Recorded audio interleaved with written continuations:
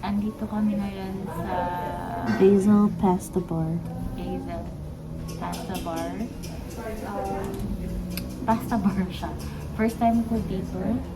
And sabi ni Kim, pwede daw mag-build ng own pasta mo. So, hindi ko trinay yun. Hindi ko trinay yun. Ako din. Hindi kasi kami makapag-decide kung saan kami kakain. Kaya nagpunta na lang kami dito.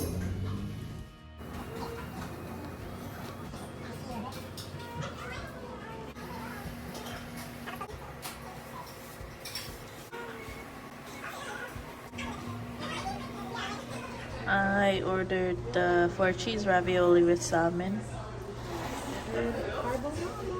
Carbonara or linguine.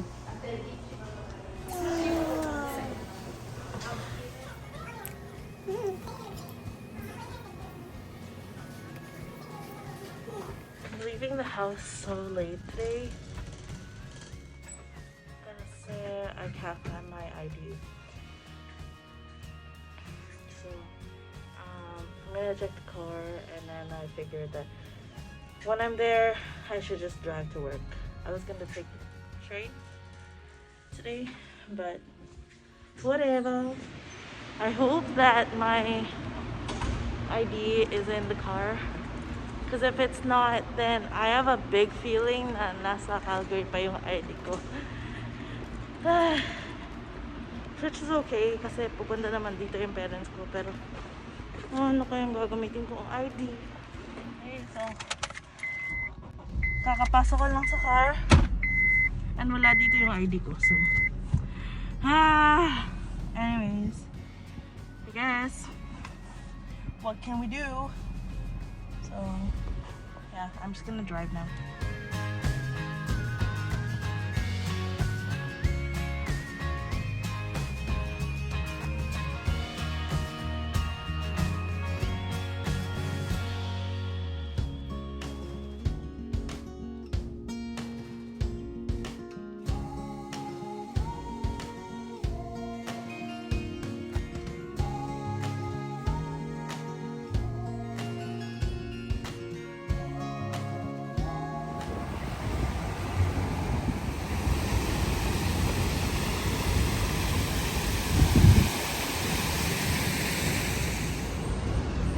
Almost in full bloom. Crazy. It's so beautiful.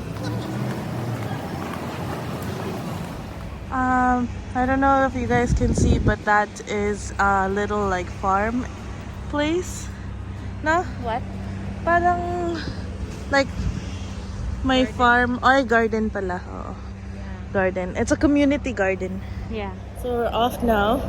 We're going home from work. Naglalakad na kami pa uwi ng bahay. Again, hindi Yeah. kami nagbabas kasi Yeah. exercise. Exercise. Gotta get those 10,000 Steps. a day. So we're just walking on Van Ness Street. Let's go over there. We're trying a different route today because it's so sunny. It was so sunny all of a sudden. Yeah, biglang nagbagsak ang ulan kanina, tapos nung inaantay ko na sa Ayan, oh. biglang uminit. Ang sunny, parang walang nangyari kanina. Ang dry ng street, parang hindi umulan all night. So funny. So, dito sa Joyce, maraming mga high-rise na apartment. That's cat. Yan. Diba dun sa dati nating dinadaanan, may basketball court and and tennis court. Dito naman may ano ba to? Parang malaki siyang field, baseball field. Baseball field. So another park na naman. And then if you guys can see over there, may din basketball na. Alam niyo ba guys, ang daming Asian dito na magtatambay. Alam niyo yung parang may basketball court sa Philippines. Tapos maraming mga you know, mga teenagers na nandun lang tumatambay. Sa gilid. Ganito yun dito every summer. Yeah. Yeah. So look at that. Diba? Puro high-rise na talaga. Tsaka mga apartment buildings. May park din dito for kids. Ayan. So, we're just saving this. Kasi last year nung pumunta sila daddy. Tapos, gusto mag-park ni Ella. Pumunta kami dun sa isang park. Pero puno. And then we were like, okay, I guess next time na lang. Too bad for her. Just kidding, Ella. Oh, here's another good spot for for cherry blossoms. May path siya actually if you go that way, and it goes all the way around, and then cherry blossom yung nasa paligid mo. Ayan. Maganda din mag-picnic dito. Hello, grabe. Ang wet ng ng grass. Pero alam niyo guys, every summer, yung syudad ng Vancouver, lininisan yung mga park, kinakat nila yung grass para ready sa summer. Yeah. Honestly, ang ganda dito. Ito yung kabilang side nung nung nilalakaran namin na basketball court and tennis court. Ito yung kabilang side nun. Ito yung path ng cherry blossoms. Ayan. Diba? Ganda. Tapos yung isa naming park na nilalakaran namin, mas madalas yung park na yun, ayun, nandun. So, ang namin yung park. Like 4 parks.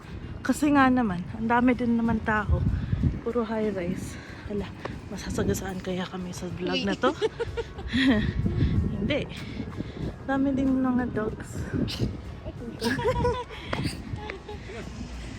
Ito, ang ganda nito sa pag may mga leaves na. Ayan, it's so nice, diba? Pag ganito yung kulay. So, sa summer, fresh dito sa street na to, sa sidewalk na to, kasi ang daming shades.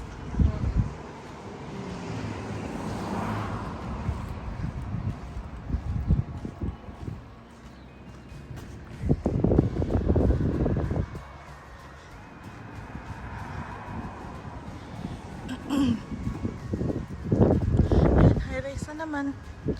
Lahat dito high-rise. May mga street din na na mga bahay, pero yung mga nakatira dun sa mga bahay na yun, parang nabili na nila yung bahay na yun long time ago. Sure.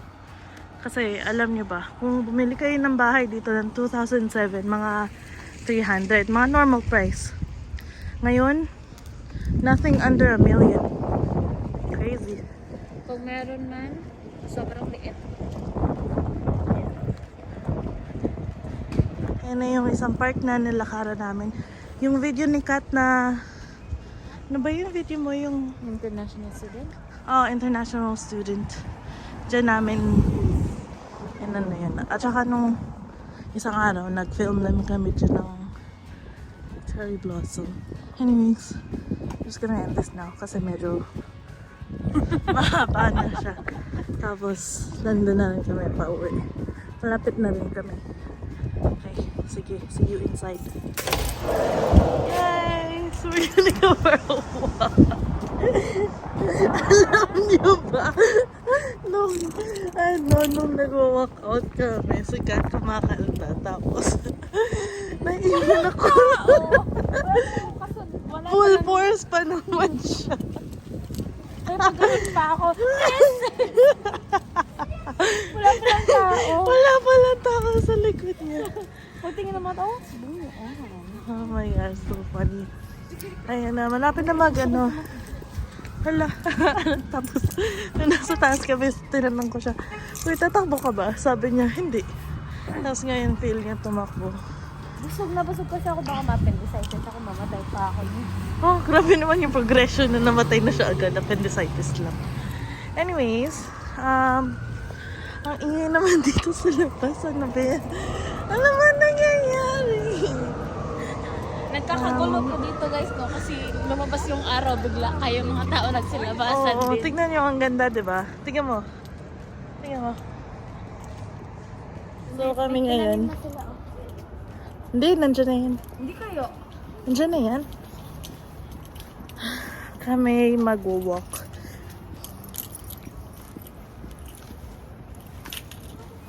Hindi namin dala yung gimbal kasi baka gimbal kasi mahirapan kami.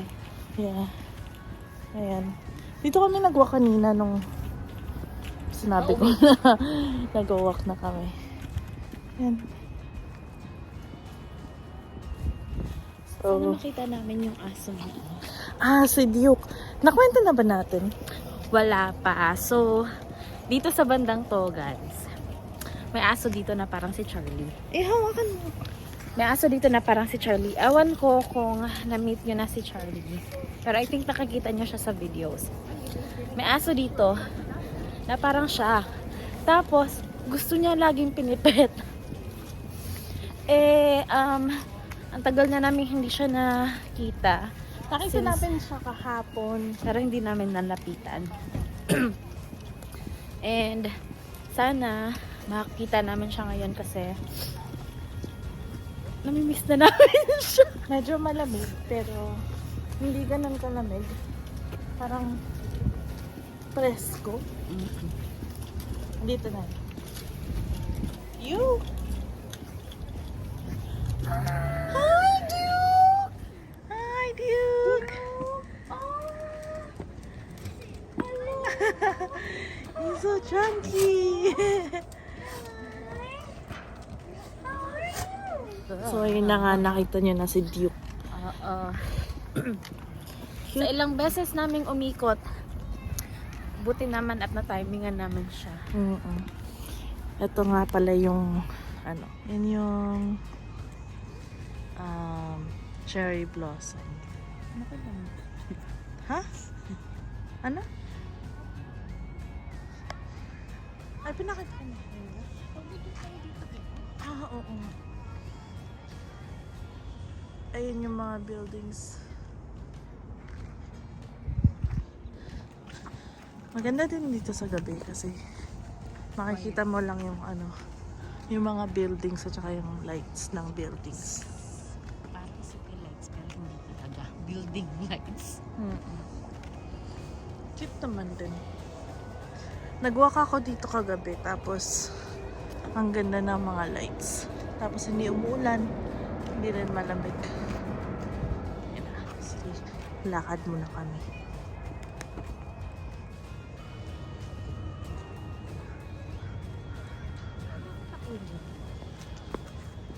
Guys, alam niyo ba?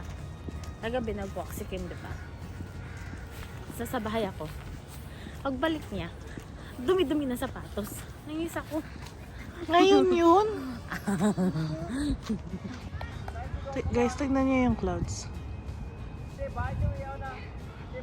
Ganda, no? Para siyang fake na clouds.